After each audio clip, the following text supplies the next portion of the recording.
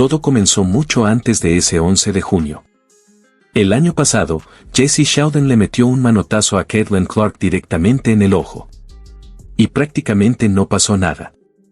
Sofia Cunningham terminó tomando cartas en el asunto antes de que acabara aquel partido, pero la liga actuó como si nada hubiera ocurrido y Seldon salió sin consecuencias reales. Por eso, cuando llegó el 11 de junio y Sofia no apareció en la alineación, muchos aficionados del Indiana Fever comenzaron a ponerse nerviosos. La gran duda no era si Seldon, quien había sido traspasada al Chicago Sky durante la temporada baja, volvería a intentar algo parecido. La verdadera pregunta era quién estaría ahí para responder cuando lo hiciera.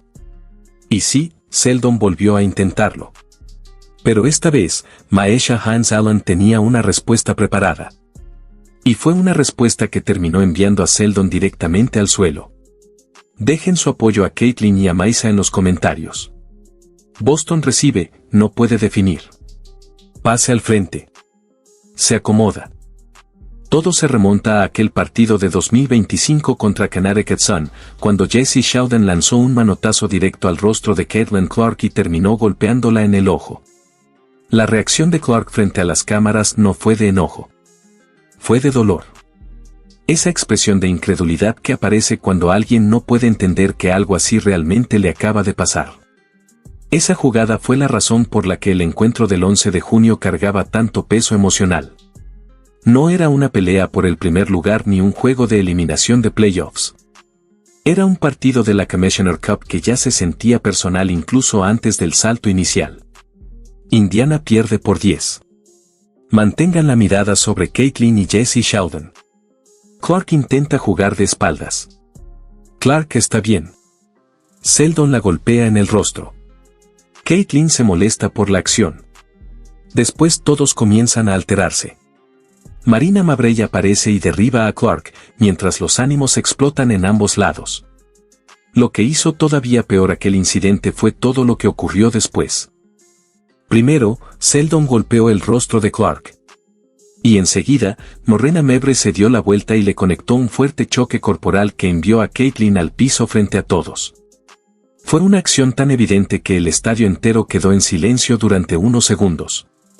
Los árbitros revisaron la jugada y sancionaron a Mabrey con una falta técnica, una decisión que, para muchos, equivalía poco más que decirle a alguien que había sido grosero. Clark recibió un golpe en el ojo y un fuerte contacto físico dentro de la misma secuencia. El castigo total. Una falta técnica que prácticamente no cambió nada. La respuesta inmediata del Fever fue, básicamente, ninguna. Y esa fue la imagen que se quedó grabada en la memoria de los aficionados. Caitlin estaba ahí, acabando de recibir un contacto real en el rostro, mientras sus compañeras todavía intentaban procesar lo que había sucedido. Nadie intervino de inmediato. Nadie hizo sentir a Seldon que ese manotazo tendría consecuencias. Entonces llegó Sophie Cunningham. Sophie comete una falta fuerte sobre Jesse Showden. Mientras Seldon subía para intentar una bandeja, Cunningham la sujetó con firmeza y la llevó al suelo. Y hay algo importante que señalar. Sophie no la agarró para lanzarla violentamente ni intentó hacer una llave espectacular. Al menos desde cierta perspectiva, simplemente la abrazó para detener la jugada y ambas terminaron cayendo. Sí, fue intencional. Absolutamente intencional. Y antes de que aquel partido terminara, Sophie Cunningham dejó claro cuál era su postura. En el último minuto del encuentro, envolvió a Seldon con fuerza y la llevó directamente al piso.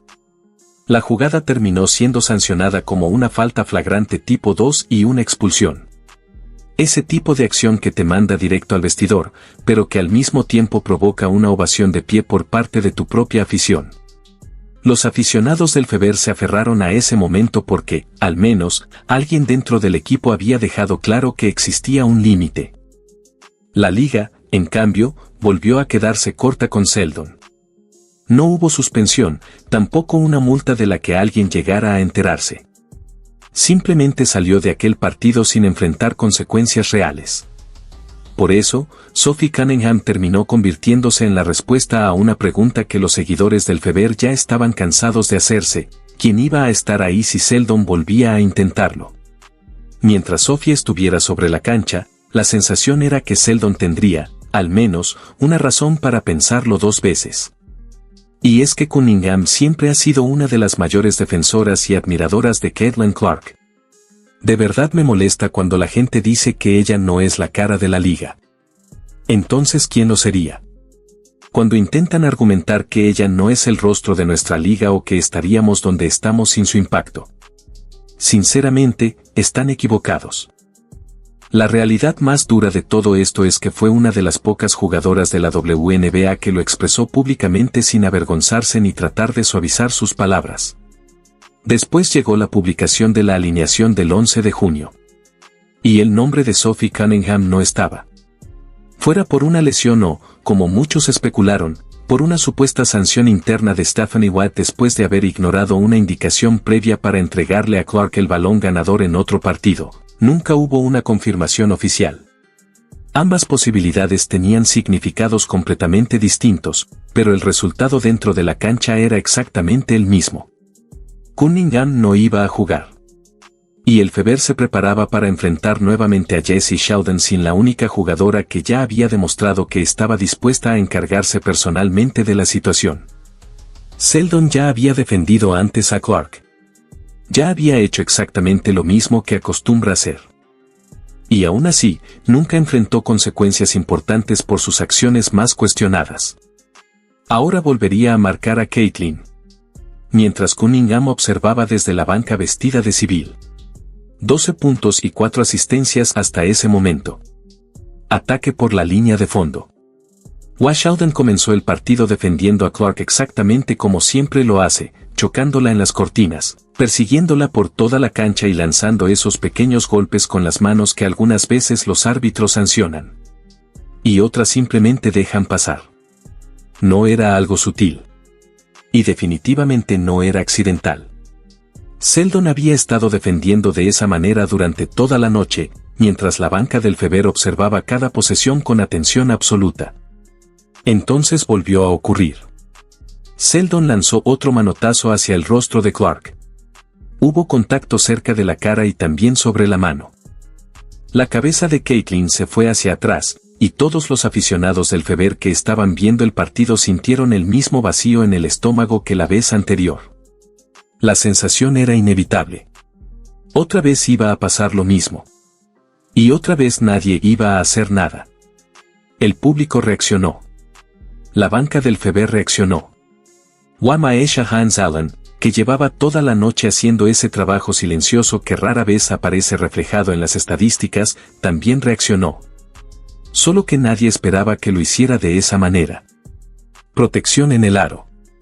Cardoso busca finalizar. Boston parecía tener el camino libre. Aparece Sheldon. Rechazo monumental.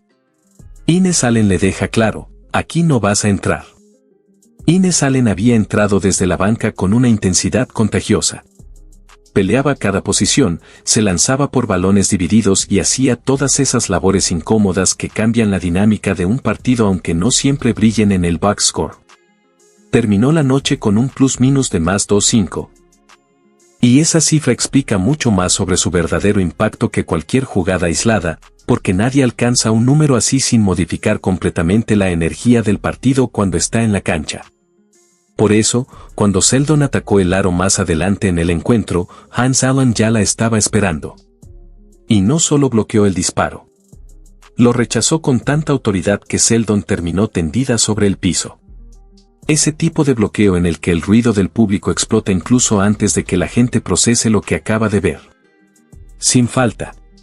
Bloqueo completamente limpio. Sheldon en el suelo. Otro tapón de Hans Allen. Hans Allen. Hans Allen. Las cámaras enfocaron inmediatamente el rostro de Caitlin Clark. Y, curiosamente, parecía sentir un poco de pena por Sheldon. No estaba molesta. No estaba celebrando con furia. Simplemente tenía esa expresión tan particular, como si sintiera cierta compasión por la misma persona que había pasado toda la noche lanzando manotazos cerca de sus ojos.